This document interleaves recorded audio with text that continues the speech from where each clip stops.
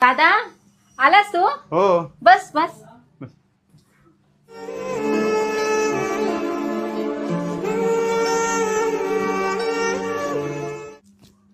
दादा पाणी घे.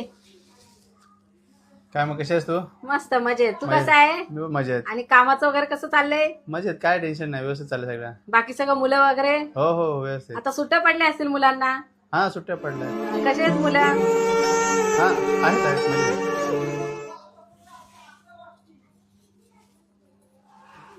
दादा आता जेवूनच जा.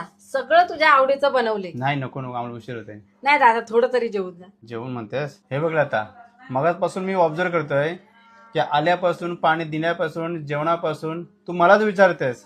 माझ्यासोबत माझी बायको पण आहे, तिला नाही विचारत, असं का? दादा असं काही नाही. तुला विचारलं म्हणजे तिला विचारलं ना.